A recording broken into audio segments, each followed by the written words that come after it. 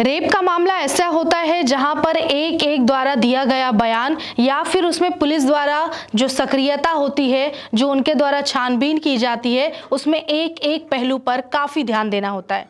साथ ही हम कोलकाता की बात करेंगे जहां पर पिछले एक साल में ऐसे कई वैसे तो रेप के मामले सामने आए, लेकिन 3 ऐसे मुख्य रेप के मामले सामने आए हैं जहां पहले एक मेडिकल कॉलेज में, उसके बाद लॉ कॉलेज में और अब एक IIM यानी कि मैनेजमेंट कॉलेज में रेप का हैरान करने वाला मामला सामने आया। आज हम जिस रेप केस की बात करने जा रहे हैं वो जानकर आपको तब हैरानी होगी क्योंकि इसमें हर दूसरे दिन हर दूसरा व्यक्ति, हर दूसरा किरदार एक नए बयान के साथ सामने आता है और ये रेप का मामला काफी पेचीदा है जहां पर खुद एक बेटी के साथ रेप होने के बावजूद भी पिता इससे इनकार करता रहा। आखिर वजह क्या है वो जानने की कोशिश करेंगे, लेकिन सवाल यहां पर यह उठता है कि आखिर कोलकाता में जिस तरीके से रेप के मामले तेजी से बढ़ते जा रहे हैं, महिलाओं की सुरक्षा को लेकर कई गंभीर सवाल ममता सरकार पर खड़े होते हैं और हमारे कुछ सरकार से सवाल है वो जान लेते हैं। जैसे कब तक होती रहेगी दरिंदगी, नया मामला आते ही पुराना शांत क्यों,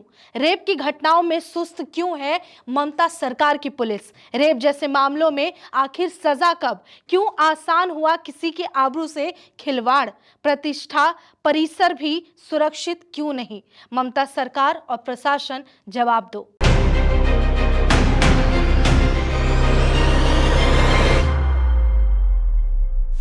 आप देख रहे हैं हमारा खास शो जवाब दो और मैं हूं आपके साथ निशा कश्यप। अब बात इस घटना की करेंगे और बताएंगे कि कोलकाता में IIM यानी कि इंडियन इंस्टीट्यूट ऑफ मैनेजमेंट ये वहां पर है और वहीं पर एक स्टूडेंट के साथ बलात्कार का मामला सामने आया है, उसके साथ रेप की घटना को अंजाम दिया गया है। तस्वीरों से समझते हैं कि जिस लड़की की हम बात कर रहे हैं यानी कि ये जो व्यक्ति पीठ दिखाकर जो खड़ा है, जो चेहरा तक नहीं दिखा पा रहा, ये उस पीड़िता का पिता है जो अपनी बेटी के साथ हुए इस रेप से लगातार मीडिया को कहकर ये इनकार करता रहा कि मेरी बेटी के साथ ऐसा कुछ नहीं है।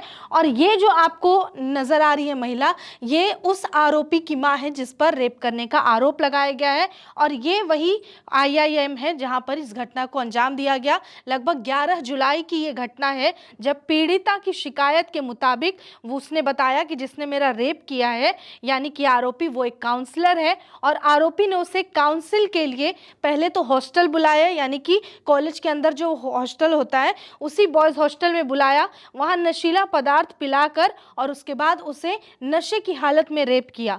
उसके बाद पुलिस ने जो MBA लास्ट ईयर का छात्र परमानंद जैन है यानी कि जिसे उस लड़की ने काउंसलर बताया, ये आरोपी है, नाम आपको बता चुके हैं परमानंद जैन, इसे अरेस्ट कर लिया गया और 19 जुलाई तक इसे पुलिस के कस्टडी में भेज दिया गया है।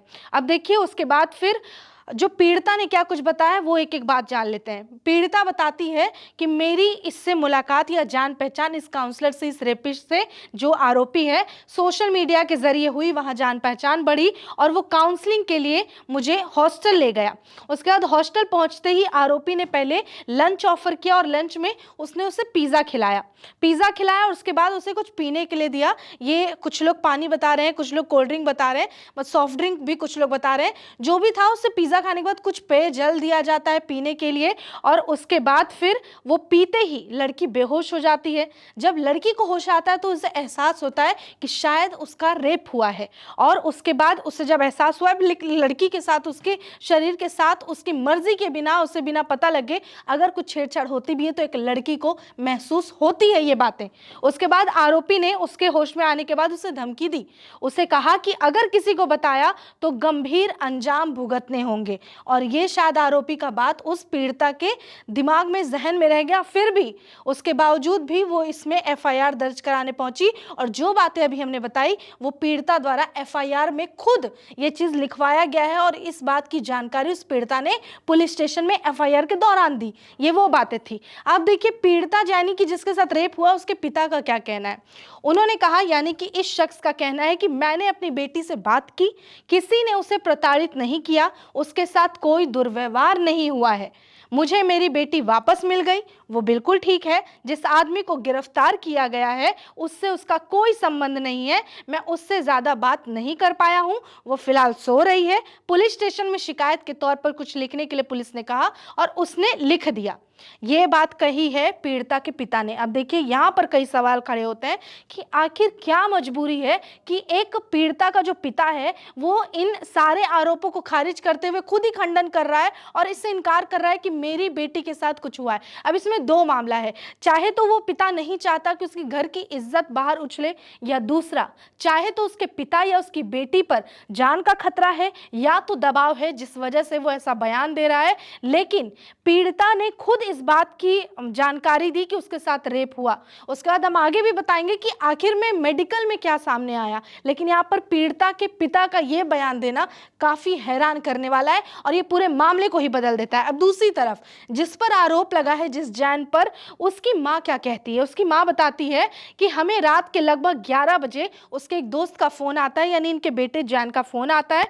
हम टाइटल की बात कर रहे हैं, जैन, मेरे बेटे को हिरासत में लिया गया और कारण हमें पता नहीं है। हमें नहीं पता कि हमारे बेटे को क्यों गिरफ्तार किया गया। हम अपने बेटे से मिलना चाहते हैं, ये आरोपी की मां कहती है। उससे बात करना चाहते हैं। मेरा बेटा निर्दोष है। एक मां के लिए उसका बेटा वाकई हमेशा ही निर्दोष होता है। वहीं वो कहती है कि वो इतनी दूर पढ़ाई करने आया है और उससे बात करना चाहते हैं लेकिन कोई बात नहीं करने दे रहा और वो ऐसा गंदा काम कभी भी नहीं कर सकता। ये आरोपी की मां कहती है अपने बेटे के बचाव में। लेकिन सच्चाई क्या है इस पर अभी भी पुलिस छानबीन कर रही है। अब इस पूरे मामले को लेकर पुलिस के जो वकील हैं उन्होंने क्या कुछ कहा है वो जान लेते हैं। कोलकाता पुलिस के वकील सौरीन घोषाल हैं। उन्होंने बचाव पक्ष ने बताया, उन्होंने कि बचाव पक्ष ने याचिका दायर की है, यानी कि जो आरोपी के पिता है उन्होंने, और ये दावा किया कि सब कुछ जो हुआ है वो सहमति से।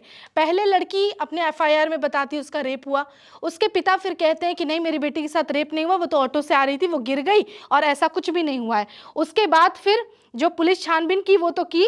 उसके बाद आरोपी की मां कहती है कि जो कुछ हुआ वो इनकी सहमति से हुआ। इन सारे बयान से एक बात स्पष्ट है, यानी कि उसके शरीर से चाहे तो उसकी मर्जी या बिना मर्जी खिलवाड़ किया गया है। उसके साथ रेप जैसी घटना हुई है। उसके बावजूद भी ये मामला भी उतना क्लियर नहीं हो सका। उसके बाद फिर पुलिस के वकील बताते हैं कि जो मां है उनका कहना है कि अपराध हुआ था। मेडिकल रिपोर्ट में पीड़ित से ज्यादती के भी सबूत मिले। अब इस एक मेडिकल टेस्ट से ये साफ हो चुका है जिसमें ये पता चला जब पीड़िता का मेडिकल कराया गया कि हाँ, उसके साथ जोर जबरदस्ती की गई है और उसके साथ जोर जबरदस्ती से फिजिकल रिलेशन बनाया गया है, यानी कि से साबित होता है लड़की का रेप हुआ है। अब सवाल ये उठ रहा है कि पिता क्यों मुकर रहा है।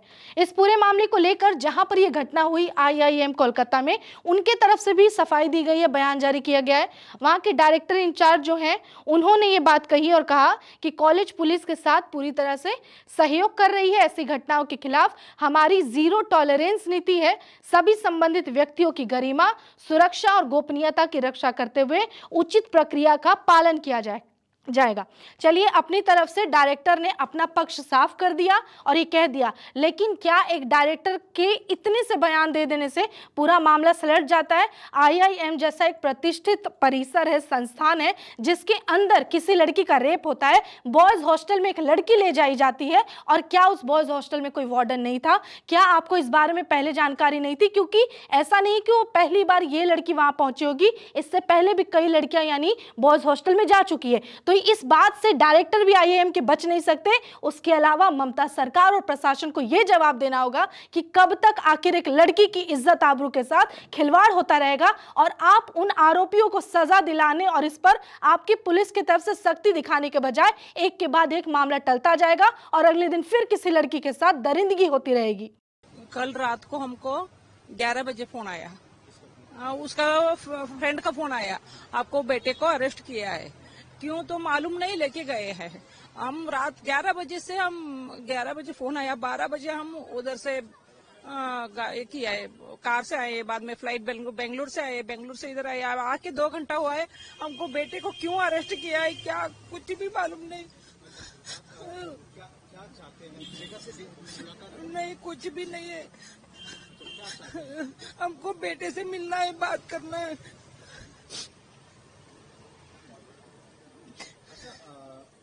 अभी तक क्या आपका बेटा अभी आए लास्ट ईयर में 2 साल रहता है, फाइनल ईयर में इधर झोंका है, झोंका। मैं एक बार एडमिशन के लिए आई थी, अभी आई हूँ।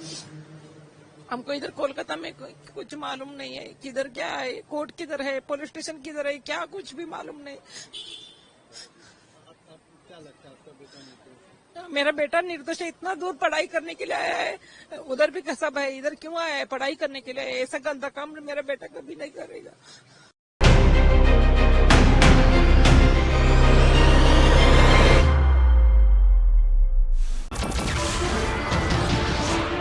नमस्कार, मैं हूं मानक गुप्ता।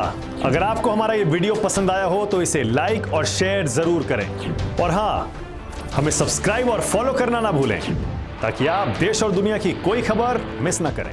तो जुड़े रहिए हमारे साथ और देखते रहिए News 24।